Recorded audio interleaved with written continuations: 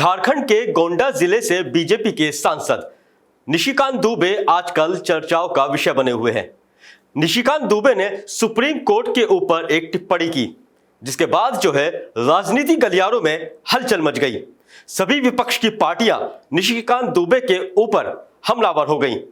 निशिकांत दुबे ने साफ तौर पे कहा था कि जो भी देश के अंदर सिविल वॉर यानी कि गृह युद्ध चल रहा है, उसके लिए सुप्रीम कोर्ट के चीफ जस्टिस जिम्मेदार है।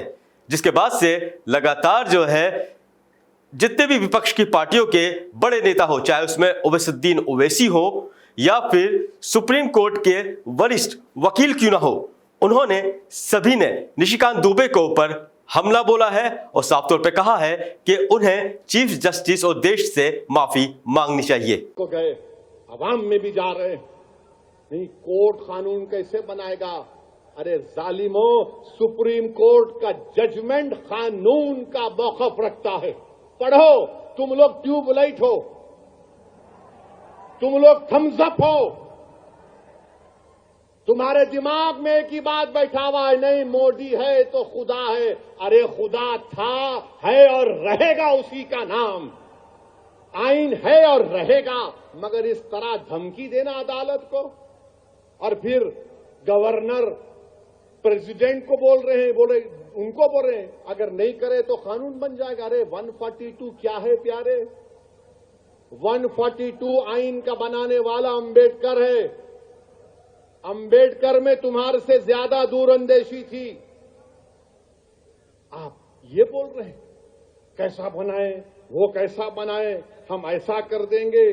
मगर मेरे अजीज दोस्तों और बुजुर्गों, बीजेपी आइन पर एक फ्रॉड कर रही है और डरा रही है।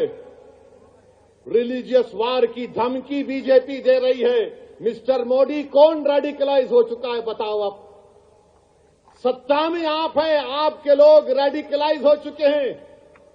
इतना रेडिकलाइज हो चुके हैं कि कोर्ट को धमकी दे रहे हैं, रिलीजियस वार हो जाएंगे। मोदी जी, अगर ये धमकी देने वालों को आप नहीं रोकेंगे, देश कमजोर होगा और देश कभी भी माफ नहीं करेगा। आज सत्ता इख्तिदार आपके पास है, कल नहीं रहेगा इंशाअल्लाह ताला, कल नहीं रहेगा इंशाअल्लाह ताला।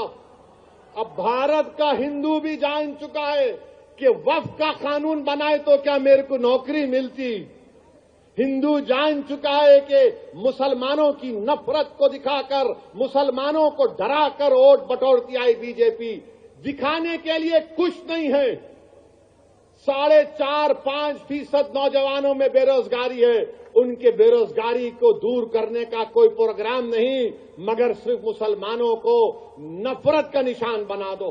देखिए, ये बहुत ही इर्रेस्पॉन्सिबल स्टेटमेंट है, बहुत ही इसमें मैं कहूंगा गैर जिम्मेदार इस तरह का स्टेटमेंट है।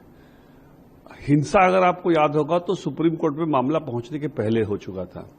इसलिए सुप्रीम कोर्ट के पहुंचने के बाद अगर सच पूछिए तो हिंसा कम हुई है। सुप्रीम कोर्ट ने जब थोड़ी बहुत दिखाई है, जो एंटरटेन किया है रिट को और जो भी प्रॉब्लम्स है उसको समझने की कोशिश की है, तो लोगों को विश्वास हो रहा है कि एक न्याय प्रणाली में हम लोगों को एक, अगर हमारे खिलाफ कुछ अगर कानून गलत बन रहा है या हमारे मौलिक अधिकारों का कोई उल्लंघन हो रहा है तो सुप्रीम कोर्ट हमारे बचाव के लिए है। इसलिए हिंसा सुप्रीम कोर्ट के मामले आने के बाद से नहीं हुई है। ये बिल्कुल बहुत ही गैर जिम्मेवार स्टेटमेंट उनका है। देखिए, संविधान में हर कॉन्स्टिट्यूशनल फंक्शनरी का एक रोल फिक्स्ड है। अगर पार्लियामेंट कानून बनाता है तो प्रेसिडेंट ऑफ इंडिया उसको फाइनली अप्रूवल दे करके उस कानून को लागू करता है। आप प्रॉब्लम कहां आ रही है? प्रॉब्लम आ रही है कि स्टेट लेजिस्लेचर अगर कानून बनाता है और कोई ऐसा कानून है, कुछ ऐसे कानून होते हैं जिसमें कि प्रेसिडेंट ऑफ इंडिया का अप्रूवल का जरूरत होता है, तो वहां प्रेसिडेंट ऑफ इंडिया डिले कर सकते हैं या नहीं कर सकते, क्वेश्चन ये उठता है। मैं उनसे सवाल ये पूछना चाहूंगा कि अगर पार्लियामेंट कानून बनाए और प्रेसिडेंट उसको सालों साल रख ले, यही वक्फ बिल मान लीजिए जब पास हो गया दोनों पार्लियामेंट से और प्रेसिडेंट उसको दस्तखत ना करे और रख ले, तो क्या इनको मान्य होगा? इसलिए ये इस तरह का कुछ भी स्टेटमेंट देना प्रेसिडेंट को के ऑफिस को लेकर के या सुप्रीम कोर्ट के टिप्पणी को लेकर के मेरे ख्याल से बिल्कुल मतलब कॉन्टेक्स्ट से बाहर का बिल्कुल चीज है, और फिर भी अगेन उसको मैं कहूंगा बहुत गैर जिम्मेवार स्टेटमेंट है। देखिए, जो मैंने उनका इंटरव्यू देखा है, वो ट्रम्प की चर्चा कर रहे हैं। आज ट्रम्प पूरे विश्व में एक हास्य का एक वो विषय बना हुआ है, और ट्रम्प को ये जो इनको सूट करता है, ट्रम्प को एज इफ की बहुत ही बैलेंस्ड आदमी है, उसकी चर्चा कर रहे हैं।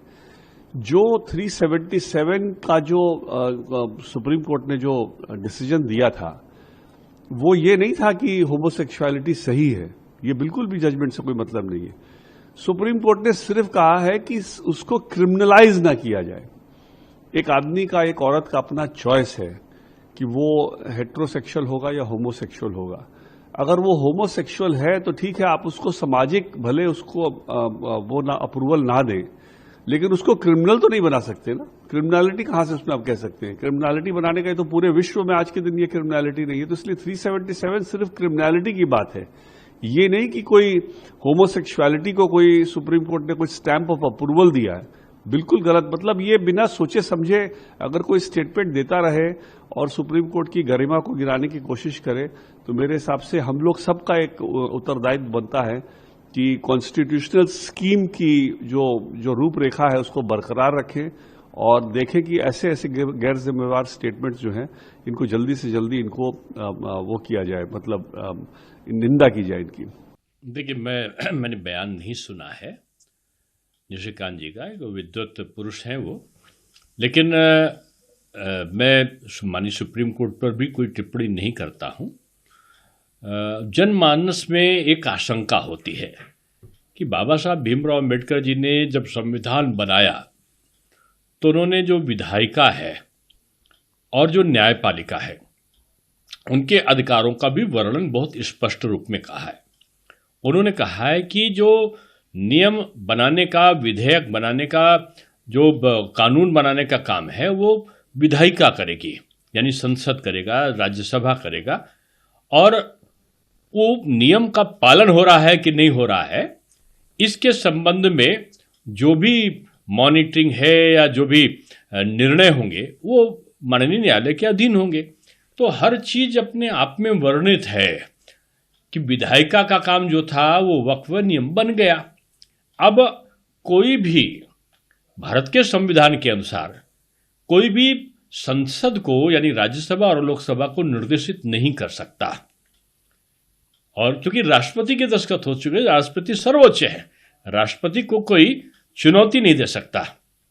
तो ये बातें लोगों के मन और मस्तिष्क में आती हैं, और मैं समझता हूं कि ये लोकतंत्र के लिए भी जरूरी है कि जो श्रद्धा का भाव जनता का माननीय न्यायालय के प्रति है वो बना रहे। इसलिए इस सारी चीजें जो विसंगतियां उठ रही हैं वो नहीं उठना चाहिए। बीजेपी के सांसद निशिकांत दुबे के बयान के बाद बीजेपी ने किनारा तो किया ही है, साथ ही साथ उन्होंने ये भी निर्देश दिए हैं कि इस तरह से बयानबाजियों से सभी नेताओं को बचना चाहिए, क्योंकि सुप्रीम कोर्ट जो है वो सर्वोच्च न्यायालय है, और इसके चीफ जस्टिस जो है वो पूरे देश के जो बड़े बड़े मामले हैं उन्हें देख रहे हैं। तो उन पर किसी भी तरह से टिप्पणी करना स्वाभाविक नहीं है, और ना ही उनके ऊपर कोई टिप्पणी की जा सकती है।